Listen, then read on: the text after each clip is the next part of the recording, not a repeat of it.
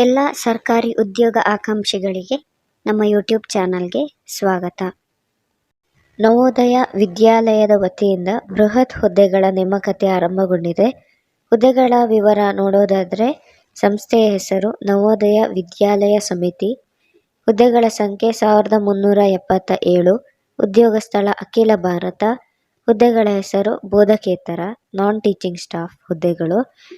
ವಿದ್ಯಾ ಅರ್ಹತೆಗಳು 10ನೇ ತರಗತಿ, 12ನೇ ತರಗತಿ, diploma, ITI ಪದವಿ, ಸ್ನಾತಕೋತ್ತರ ಪದವಿ, BCA ಅಂದರೆ bachelor of computer application, BE ಅಂದರೆ ಬ್ಯಾಚುಲರ್ ಆಫ್ ಇಂಜಿನಿಯರಿಂಗ್ ಅಥವಾ BTech ಬ್ಯಾಚುಲರ್ ಆಫ್ ಟೆಕ್ನಾಲಜಿ ಅಂತ ಇವರುಗಳು ಅಪ್ಲೈ ಮಾಡ್ಬೋದು.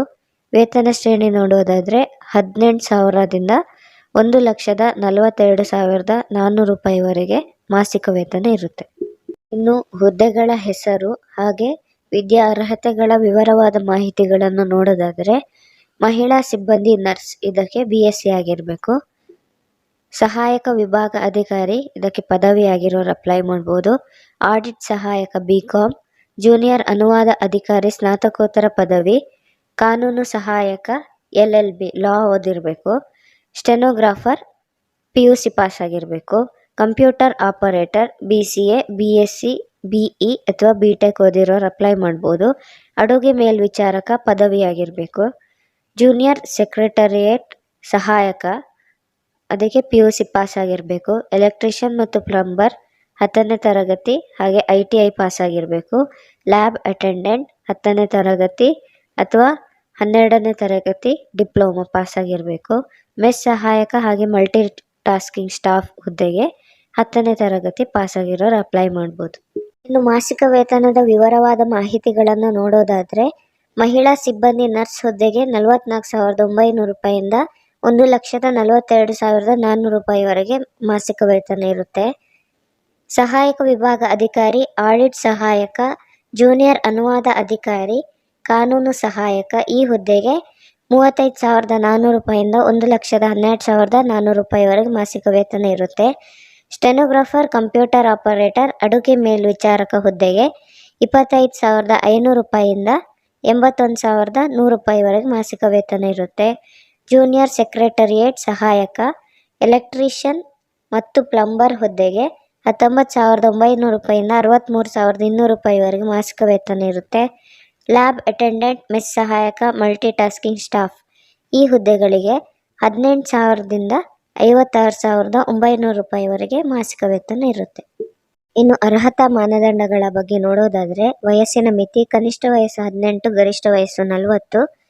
ವಯೋಮಿತಿ ಸಡಿಲಿಕೆ ಬಗ್ಗೆ ನೋಡೋದಾದರೆ OBC NCL ಅಂದರೆ ನಾನ್ ಕ್ರೀಮಿ ಲೇಯರ್ ಸರ್ಟಿಫಿಕೇಟ್ ಹೊಂದಿರುವಂತಹ OBC ಅಭ್ಯರ್ಥಿಗಳಿಗೆ 3 ವರ್ಷ, SC/ST ಅಭ್ಯರ್ಥಿಗಳಿಗೆ 5 ವರ್ಷ, ಅಂಗವಿಕಲ ಅದರಲ್ಲಿ ಸಾಮಾನ್ಯ ಅಭ್ಯರ್ಥಿಗಳಿಗೆ 10 ವರ್ಷ, ಅಂಗವಿಕಲ OBC non creamy layer certificate ಹೊಂದಿರುವ ಅಭ್ಯರ್ಥಿಗಳಿಗೆ 13 ವರ್ಷ, ಅಂಗವಿಕಲ SC/ST ಅಭ್ಯರ್ಥಿಗಳಿಗೆ 15 ವರ್ಷ.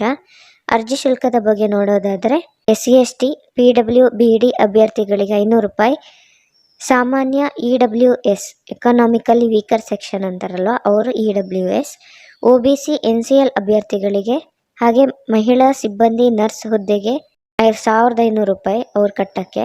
ಉಳಿದ ಹುದ್ದೆಗಳಿಗೆ ಇದಿಷ್ಟು ಜನ 1,000 ರೂಪಾಯಿ ಕಟ್ಟಬೇಕು. PWD ಹಾಗೆ PWBD ಇದಕ್ಕೆ ಇರುವಂಥ ವ್ಯತ್ಯಾಸ ಏನು ಅಂದರೆ PWBD ಅಂದರೆ ಅವರ ಅಂಗವಿಕಲತೆ 40% ಕಡಿಮೆ ಇರುತ್ತಲ್ವ ಅವರು ಆ ಕ್ಯಾಟಗರಿಗೆ ಬರ್ತಾರೆ.